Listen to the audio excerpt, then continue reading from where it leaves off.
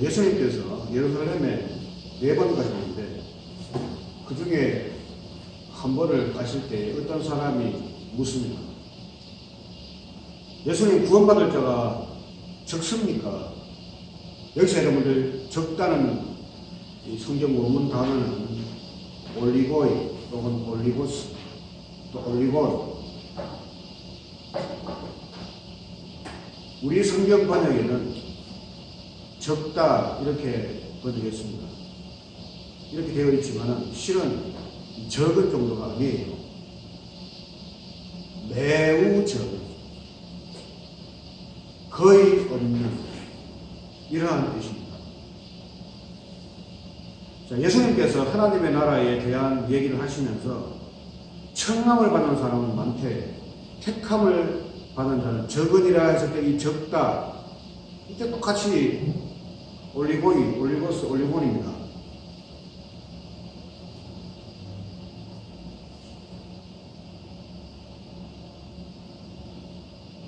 매우 적은, 아주 없는 이런 뜻이 되겠어요. 비교급이죠.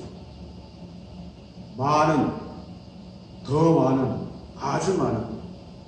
그럼 그 반대로 적은, 더 적은, 아주 적은. 그래서 이 세 번째 아주 적은 이 단어가 바로 올리고이라는 단어입니다. 예수님은 구원에 대해서 이렇게 표현했단 말입니다.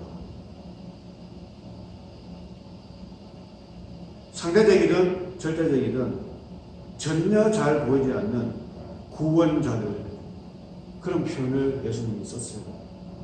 이것은 인간의 행위와 첫 번째 관계없습니다. 그 어디와 관계 있느냐? 창세전과 관계 있어요. 단지 우리는 이런 말씀에 대해서, 이런 말씀의 선언과 그리고 이 역사 세계에 이것이 이루어지는 것을, 그 결과를 보고 역시 하나님의 말씀은 맞구나, 이렇게 짐작할 수밖에 없습니다. 이렇게 확인할 수밖에 없어요. 이런 말씀의 선언과 이런 말씀의 행함을 하나님이 행하시고 하시는 것을 우리는 왜 그렇게 했습니까 하면서 따지고 묻고 변경시키고 할 수가 없다는 겁니다. 이런 것을 주권이라고 해요. 뭐 예수님의 주권할 수도 있고 하나님의 주권할 수도 있고. 근데 이것이 전부 하나님의 작정과 관련되어 있다는 사실입니다. 인간의 행위와 관련되지 않는 예수님의 구원의 비밀입니다. 다 믿는다 하고 다 교회 나오는데, 그리고 주의 이름 부르는데, 이 가운데에 믿는 자가 있긴 한데 매우 적다는 말을 예수님께서 지금 하고 있다는 겁니다. 사실 이러한 내용의 복음을 알면서도 전하는 자가 현실과 상황을 생각해서 이런 인격과 경험을 동원하지 않고, 자, 인격과 경험을 동원하지 않는다는 것은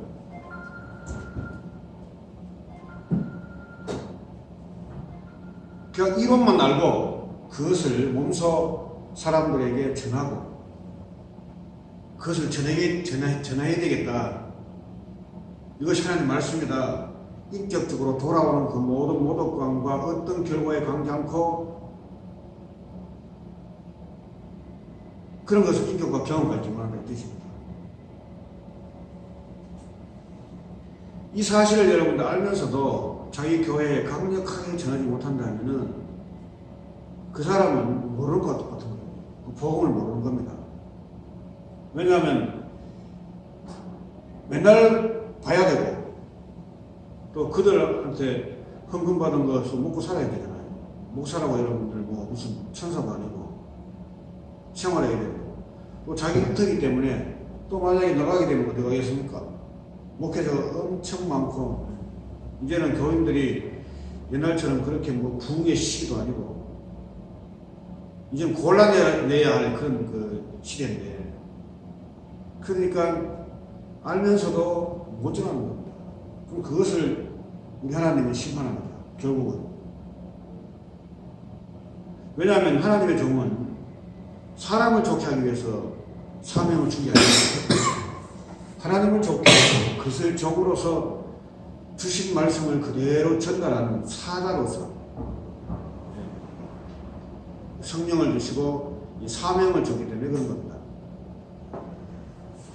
왜 주님은 안 보이고 사람은 보이니까 보이는 거 먼저 우선하잖아요. 그러면 살긴 살겠죠, 이 땅에서.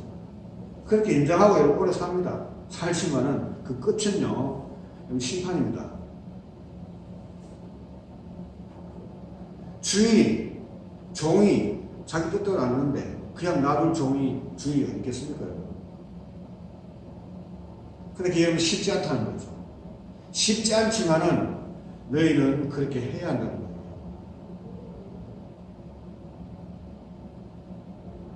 그래서 복음이 전파되는 곳에, 복음이 선포되는 곳에 이렇게 가르칠 때에 그 가운데에 적은 자가 은연하게 드러납니다.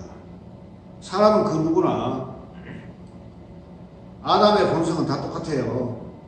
많은 거 좋아하고 잘 되는 거 좋아하고 큰 거 좋아하고 화려한 거 좋아하고 나쁜 것보다 좋은 게 좋고 잘 되는 게 좋고 이게 아담에서 나오는 속성의 그 본능입니다. 사람 누구나 그래요. 인성이에요.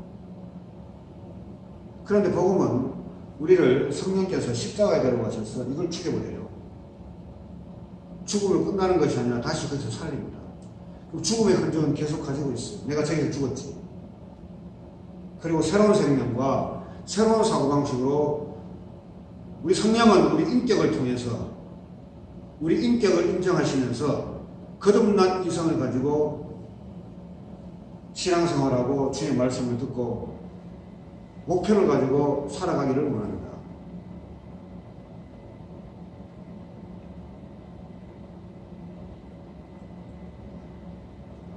그러면 사람들이 이래 묻습니다. 번역을 이렇게 적다고 해놨는데 그거 다 이유가 있지 않느냐고. 매우 적으니라 전혀 없느니라 이렇게 여러분들 해버리면은 사람들이 이 성경을 무서워서 보겠냐고. 뭐 그렇게 말하는 분도 있어요. 이런 번역하는 것은 번역이 하나님의 계시가 아닙니다. 뭐 교파를 초월해서 모여가지고 번역 성경 많이 나와 있잖아요. 여러분들이 보는 그 성경 말고도 10개까지 더 나와 있어요. 그거 다 사람들이 번역한 겁니다. 파트 나눠가지고. 그러니까 이분이 어떤 신학을 가지고 어떤 사고방식과 전제를 가지고 번역했는지 그 차이가 나는 겁니다.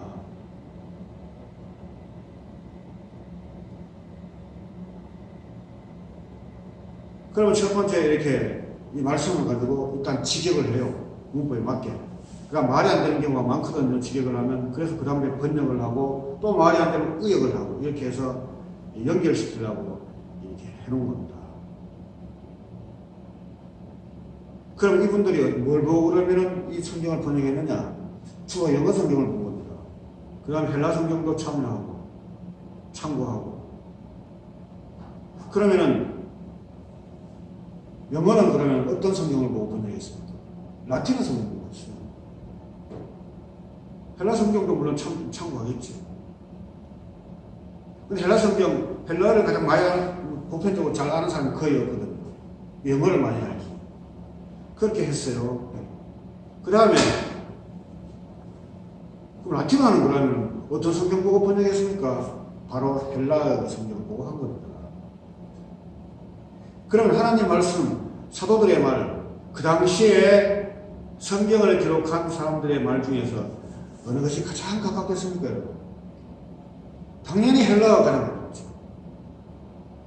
많은 학자들은 그 당시에 사도들과 그리고 예수님 이런 분들이 그 당시 유대에 있는 유대 나라의 지방에 있는 방언이 있어요. 이게 아람어입니다. 아람어. 이 아람어를 썼어요. 그런데 그 아람어로 성경을 써야 되는 거 아니냐 이렇게 생각하는데 이게 보니까 학자들을 보니까 아람어하고 헬라어하고 거의 흡사해요. 거기다가 그 당시에는 세계 공통어, 그 당시 그 지도회를 중심으로 해서 그 근방의 그 공통어가 바로 이 헬라어였어요. 헬라어. 물론 헬라어는 두 가지 종류가 있습니다만 이 헬라어였어요. 그래서 사도 바울도 헬라어를 아주 잘했습니다. 히브리어도 잘하고. 사도 바울의 말들을 이렇게 헬라어로 잘 여러분들 기록해놨어요. 그러니까 그 사람들이 말하는 하나님의 말씀을 계시받아서 내가 이런 뜻을 가지고 전합니다 하고 말할 때는 그 내용이 헬라어의 내용을 봐야만이 가장 근접하다 이 말입니다. 왜냐하면 말씀 하나 잘못, 콤마 하나 잘못 찍어 놓으면 문장 자체가 이상하게 되거든요. 그리고 한 단계 넘어오면서 헬라에서 라틴어로, 라틴어에서 영어로, 영어에서 중국, 또 옛날에 중국 성경 보고 번역했거든요. 중국 성경, 한문된 중국 성경, 그 다음 우리나라 성경 이렇게 몇 단계 거쳐버리면은 언어의 장벽과 문화의 차이 때문에 또 달라져버려요.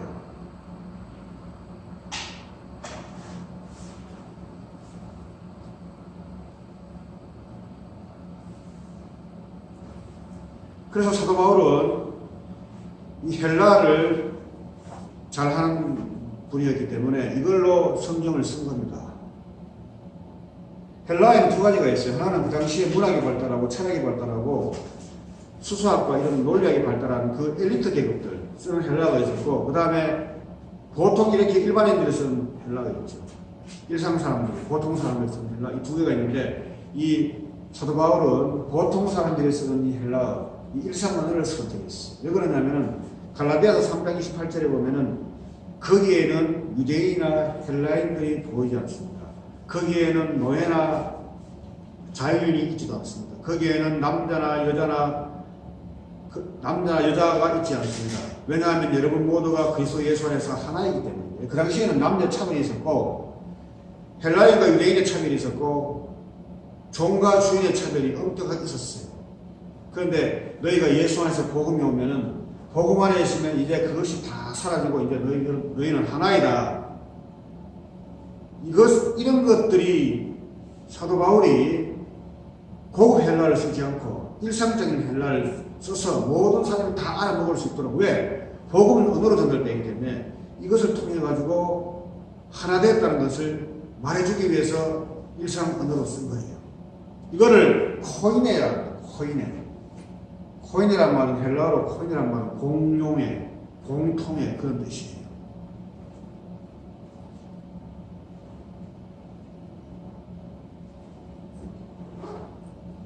그리고 복음은 보편적입니다.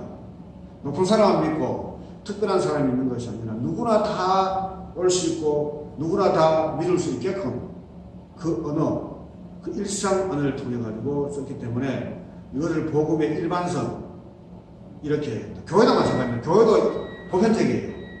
누구나 다 들어올 수 있고 누구나 다 나갈 수 있는 자유로운 것입니다. 그러나 참된 교회는 그리스도의 몸으로서 보이지 않지만 이미 그 속에서 그 가운데에 있어요. 구원받자가 있다고. 있는데 이것을 예수님 표현할 때에 매우 적다, 전혀 잘 보이지 않는다, 그 이야기를 여러분들 한 겁니다. 여러분 이게 무서운 말입니다. 두려운 말이고.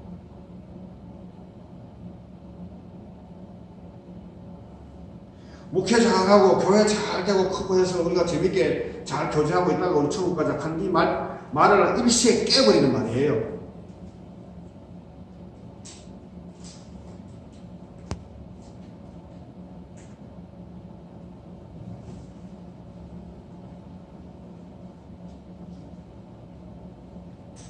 예수님께 요한복음 14장 6절에서 참 자꾸 이런 얘기 죄송합니다. 명사 보호에도 불구하고 보호를 갖다 넣는 보충해주는 단어에도 불구하고 앞에다 정관사를 다 붙여놨어요. 그래서 자기를 여러 개를 이야기했지만 특히 거기 보면은 해 알레데이아 그랬어요. 내가 사실이다 그랬어요. 무슨 사실입니까? 구원자가 매우 적다는 것이 사실이라는 뜻입니다. 전혀 잘 안 보인다. 이게 사실이라는 뜻이에요. 그럼 우리도 거기에 맞춰서 아 그렇구나. 이런 어떤 신앙관과 구원 간의